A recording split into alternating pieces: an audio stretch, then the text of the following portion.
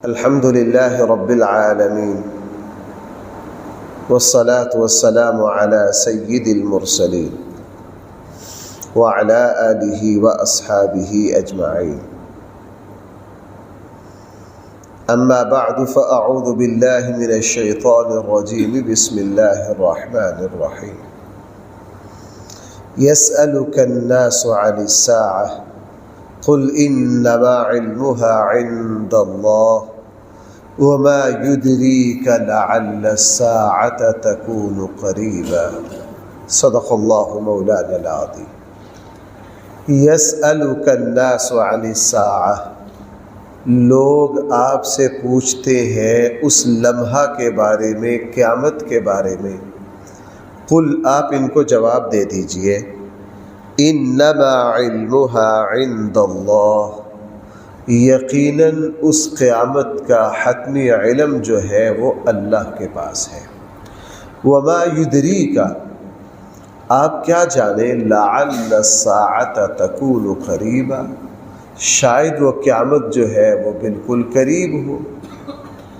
ان اللہ لعن الکافرین واعد لهم سعیرا، بے شک اللہ تعالیٰ کی طرف سے لعنت ہے کافروں پر.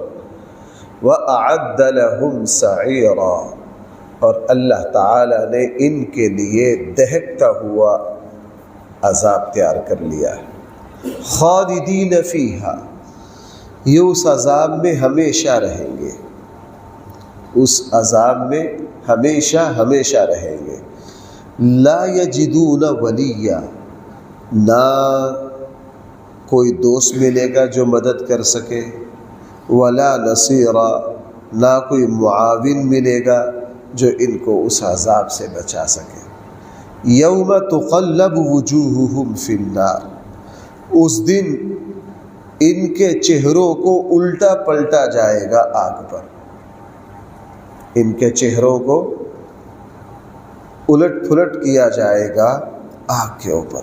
یقولون، اس دن یہ کہیں گے، یا لیتنا، ہائے ہمارے لیے بربادی، تباہی، ہم ذلیل و رسوا ہو گئے. کاش اطعنا اللہ و اطعنا الرسول، ہم اللہ کی اطاعت کر لیتے اور اللہ کے رسول کی اطاعت کر لیتے. تو بھائی خوش نصیب ہے وہ مسلمان جس کو دنیا میں اللہ نے یہ توفیق دے دی کہ وہ اللہ اور اس کے رسول کی اطاعت کو اپنائے ہوئے.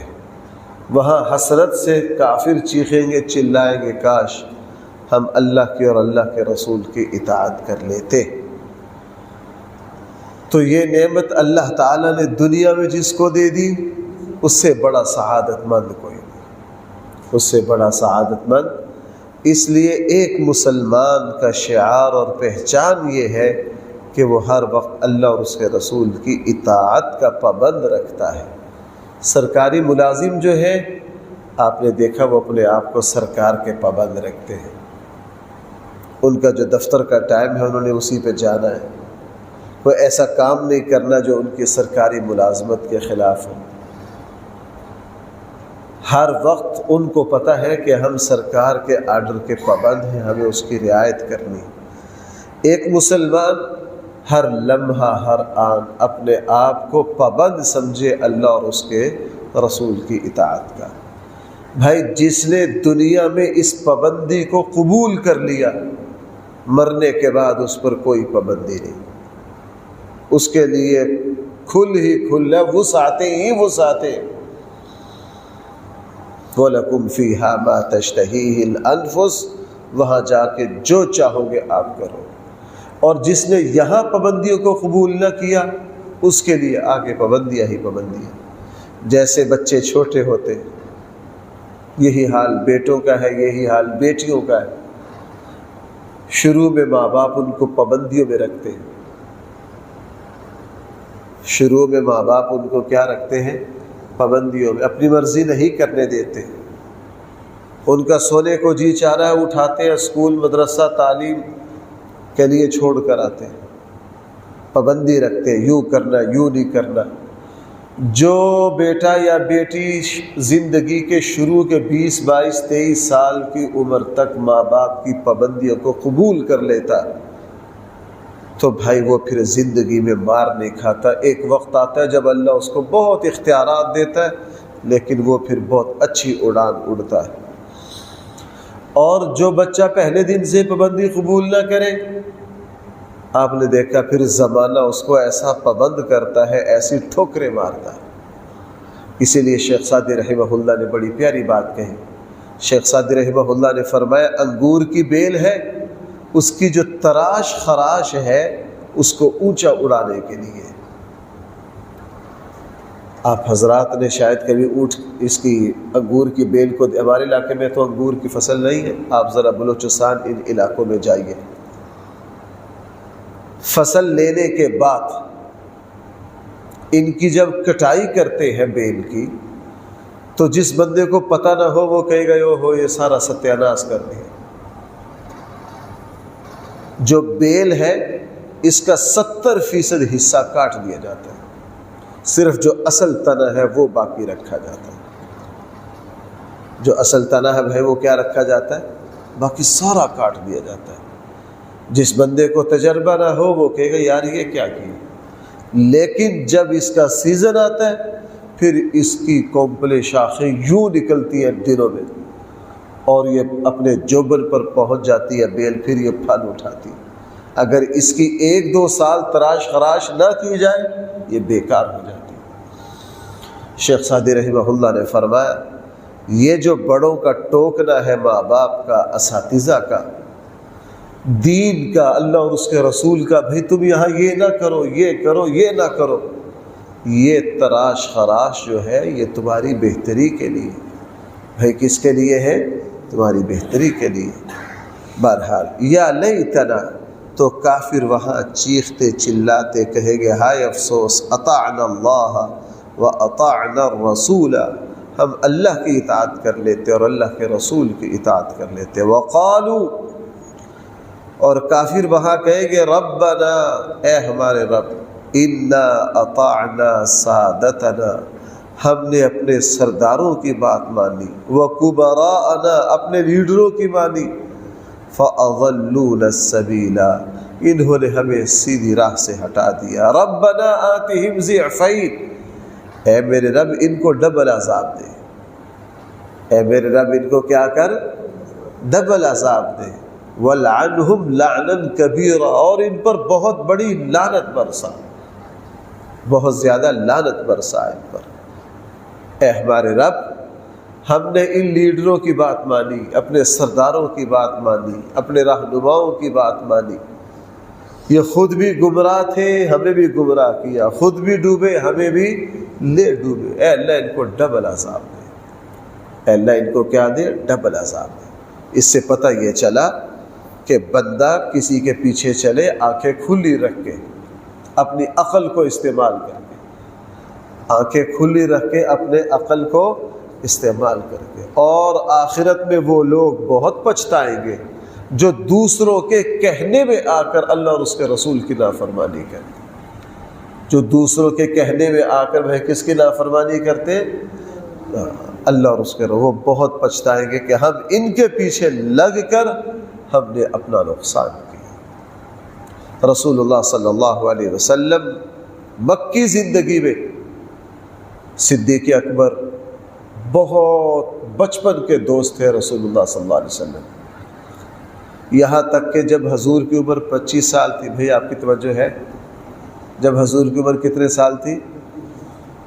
اس وقت نکاح حضور علیہ السلام کا ہوا حضرت خدیجہ الکبریٰ سے رضی اللہ عنہا سے۔ اس نکاح میں بھی حضور کے ساتھ کون ہے؟ صدیق اکبر۔ ابھی نبوت ملنے کو کتنے سال باقی؟ 15 سال باقی۔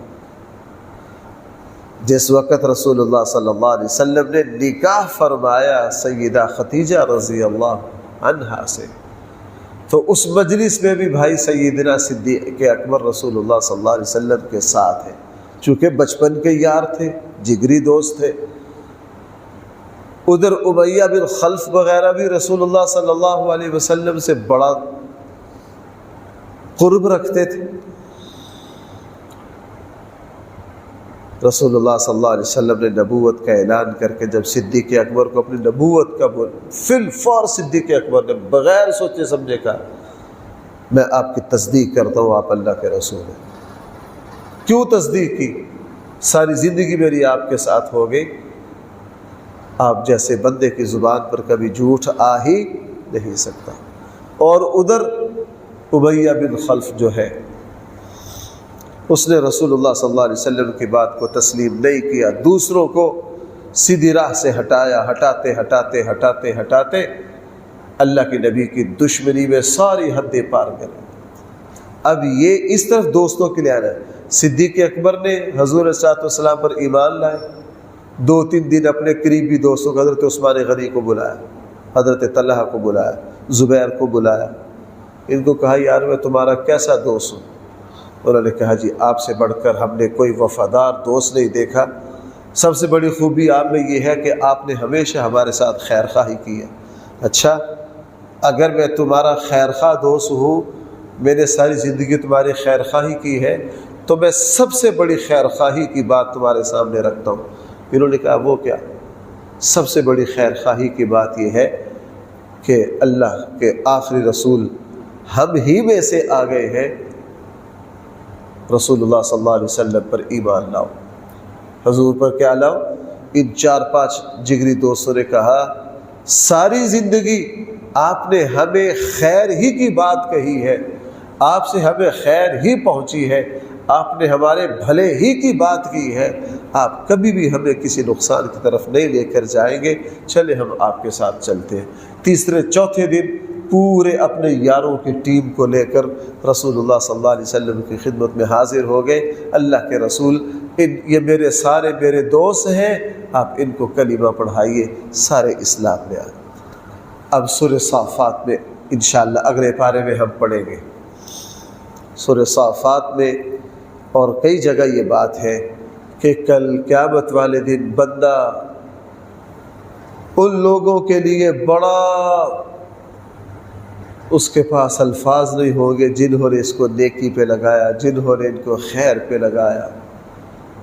اور کل قیامت والے دن سب سے زیادہ ماتم بندہ ان لوگوں پر کرے گا جن کی وجہ سے بندہ نے خیر کو چھوڑا، دین کو چھوڑا۔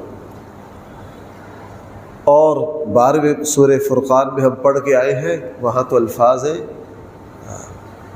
یا ویلتا لیتنی لم اتخذ فلانا خلیلا، ہائے میرے لیے بربادی، میں فلاں کو اپنا دوست نہ بناتا، لقد اضلنی عن الذکر بعد اذ جاءنی، اس نے مجھے ہدایت سے، دین سے ہٹا دیا، کاش میں اس بندے کو دوست نہ بناتا۔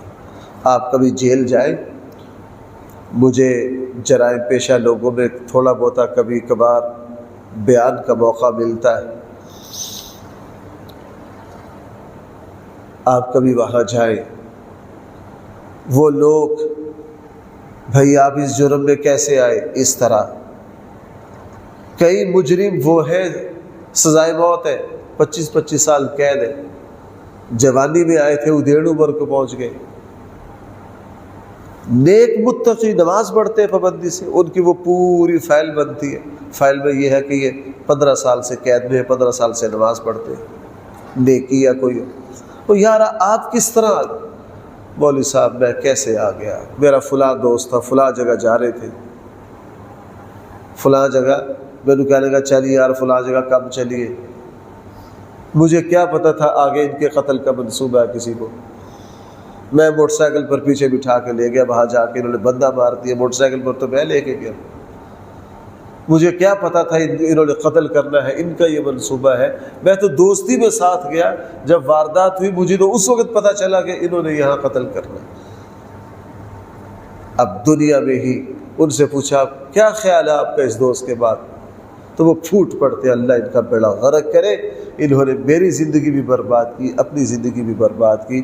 جب دنیا میں انسان کی یہ حالت ہے تو آخرت میں یہ کیا کرے؟ اس لیے نوجوانوں میں اس کو جب بھی میری کالج یونیورسٹی میں یا ایسی جگہ بیان ہوتا ہے تو میں ان کو تمہارے سب سے خطرناک دوست نما دشمن وہ ہیں جو تمہیں سگریٹ پینے کی دعوت دے گے، جو تمہیں کسی برائی کی دعوت دیں گے. آپ جتنے منشیات کے عادی ان سے پوچھیں یہ عادت کہاں سے پڑی، تو کہے گا میرے دوست کرتے. کیا کرتے تھے؟ میرے دوست کرتے تھے. اس لیے وہاں یہ لوگ کہیں گے اے ہمارے رب انا اطعنا سادتنا، ہم نے اپنے چودھریوں کی، اپنے لیڈروں کی مانی، فاضلونا السبیل، انہوں نے ہمیں سیدھی راہ سے ہٹا دیا. اے ہمارے رب ان کو کتنا عذاب دے؟ ڈبل عذاب. اور بھائی جو دوسروں کے لیے برائی میں نمونہ بنا اس کو عذاب بھی ڈبل ہونا ہے. اس کو کیا ہونا ہے؟ جو دوسروں کے لیے بھائی نمونہ بنا، آئیڈیل بنا، کس میں؟ گناہ میں، برائی میں. یا جس نے گناہ کو ایجاد کیا، بنیاد رکھی. آپ حضرات کو پتہ ہے صحیح حدیث ہے، آدم علیہ السلام کے ایک بیٹے نے دوسرے اپنے بھائی کو کیا کیا؟ تو حدیث میں کیا ہے؟ زمین پر پہلا قتل کا نمونہ اس نے لوگوں کے سامنے رکھ دیا. وہاں سے قتل شروع ہوا. حضور نے فرمایا قیامت تک قابیل کو اس کے قتل کا گناہ تو مل ہی رہا ہے. جتنے زمین پر قتل ہوں گے سب کا گناہ بھی کس کے کھاتے میں جائے گا؟ قابیل کے کھاتے میں جائے گا. اس لیے جو گناہ میں دوسروں کے لیے نمونہ بنے گا اس کے لیے ڈبل عذاب ہے. بہرحال ربنا یہ کہیں گے اے ہمارے رب آتِہم ضعفین من العذاب، آپ ان کو ڈبل عذاب دیجیے. وَلْعَنْهُمْ لَعْنًا كَبِيرًا، اور ان پر بہت بڑی، بہت زیادہ لعنت فرمائیے، اس لیے کہ یہ خود بھی سیدھی راہ سے ہٹے ہیں اور انہوں نے ہمیں بھی سیدھی راہ سے ہٹایا ہے. اللہ تعالیٰ مجھے اور آپ کو صحیح سمجھ عطا فرمائے. الحمدللہ رب العالمین، والصلاة والسلام علی سید المرسلین وعلى آله وأصحابه أجمعين. ربنا آتنا في الدنيا حسنة وفي الآخرة حسنة وقنا عذاب النار. صلى الله تعالى على خير خلقه سيدنا مولانا محمد وآله وأصحابه أجمعين برحمتك يا